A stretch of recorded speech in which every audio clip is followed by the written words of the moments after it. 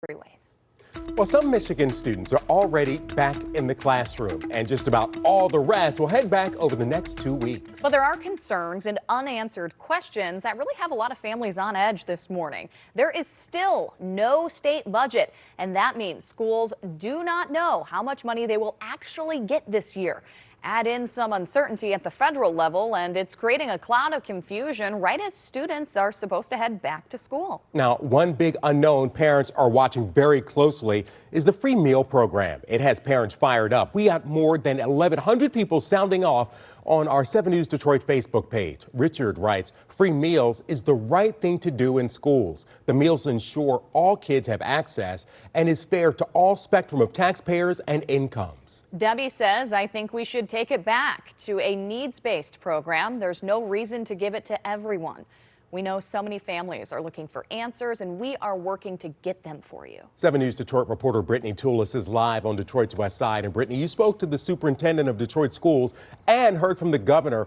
What could all this mean for local families and, importantly, for their budgets? At Keenan Alley, it means depending on what school district you're in, you may need to start getting ready for a bigger grocery bill. Most Michigan school districts' free meal funding is tied to that state budget.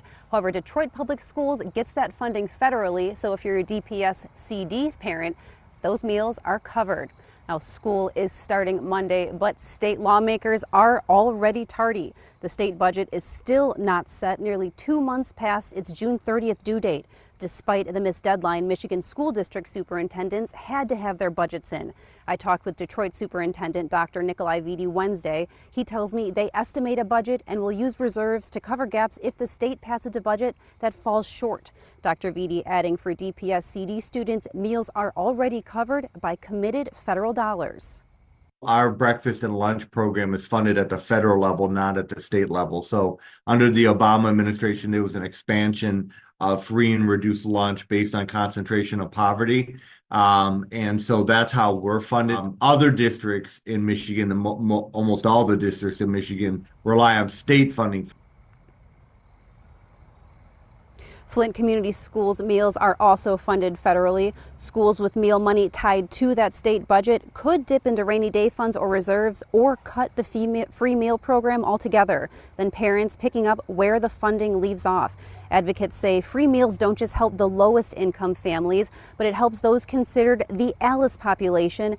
That means assessed limited income constrained employment. It's those families in the middle doing everything right but needing a little extra help. Now, Republican Senator Joe Bellino saying he's for free lunches for those in need, but not for every student. Governor Whitmer addressing the issue in Romulus on Wednesday. Serving Michigan students breakfast and lunch at school has been a game changer for so many families, for our schools. The reports that I get back from what it's meant for behavior and engagement in schools, like it's a meaningful investment that we've made, and I want to make sure that that continues. And certainly without a budget, none of us can count on that. And when talking with Dr. Vidi, I did ask him, where this budget discrepancy is, and he tells me it all comes down to how funding is allocated, with the Senate and Governor Whitmer on one page and the House on another page. So Keenan and Alley, this is something we're going to be following extremely closely. I'm going to send it back to you guys at the desk. For now, live outside of Verner Elementary on Detroit's Northwest Side, I'm Brittany Toulis for 7 News Detroit this morning. Yeah, this is an issue that affects families all across the state and will have implications for the rest of their budgets if they have to buy lunches and prepare lunches for their kids. Thank you so much, Brittany.